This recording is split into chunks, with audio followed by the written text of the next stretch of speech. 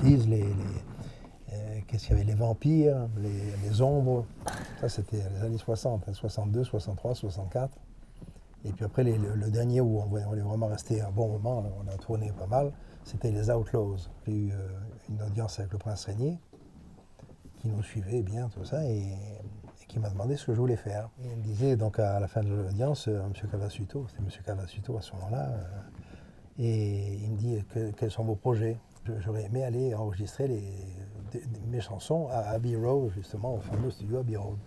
Et deux, 3 jours après, j'avais l'administrateur des biens du prince Régnier qui m'a appelé en disant Monsieur Cavasuto, vous avez un chèque de 30 000 francs qui est à votre disposition. C'est une avance que vous fait le prince Régnier pour pouvoir aller à Abbey Road.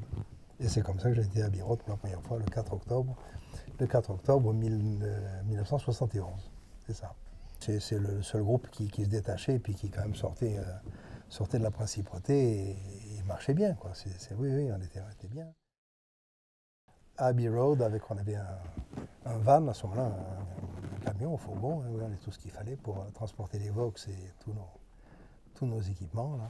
Et puis là-haut, j'ai enregistré 5 titres à moi. On a fait un disque, on a fait un 45 tours, le premier, donc sous le nom de Richard Lord, puisque du coup Richard Cavasuto il passait à côté, sauf pour les droits d'auteur.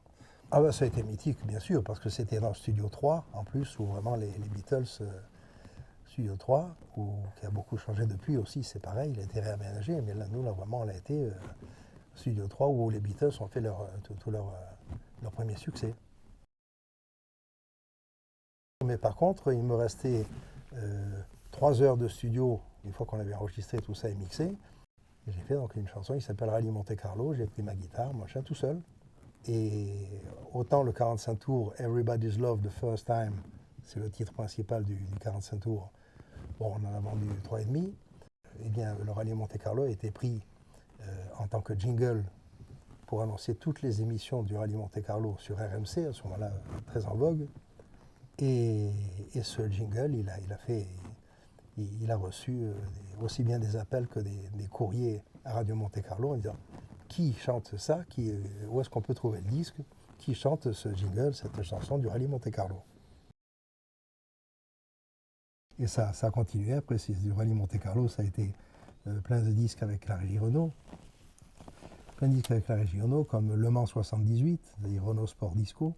On fait quand même des vraies musiques ou des vraies chansons, mais effectivement, on fait surtout des messages. On enregistre des messages promotionnels pour Renault. On a fait dernièrement là, pour Renault, pour tous les concessionnaires de France et de Navarre. Voilà, ça part d'ici, puis ça va dans toute la France. Septembre 91, mais avant, il y a eu plusieurs propriétaires ou gérants, on ça comme on veut. Comme Gérard Mancy en avait dit, mais il y en a eu 2 ou 3 autres. Mais par contre, avant c'était tous les artistes Vogue, Ouais. les disques Vogue qui venaient là. Ça, c'est plus important. C'est-à-dire que tous les Dutronc, Hallyday et autres sont passés par là à un certain moment, quand ils étaient chez les disques Vogue. Il a été complètement refait. Qu'est-ce qu'on a encore de l'époque? On a ces 2 colonnes. Pardon. Ah oui, les 3 colonnes, oui. Les 3 colonnes, le triangle. De Bermude, mais autrement, non, c'était ouvert, c'était carrément, c'était ouvert, il n'y a pas de toilette ou pas de quoi que ce soit, alors on a aménagé tout ça derrière, et autrement, tout était ouvert.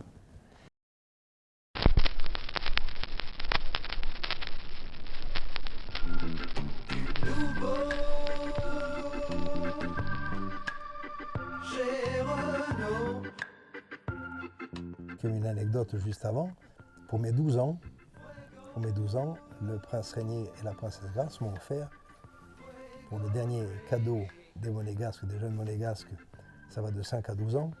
Donc pour mes 12 ans, en 1959,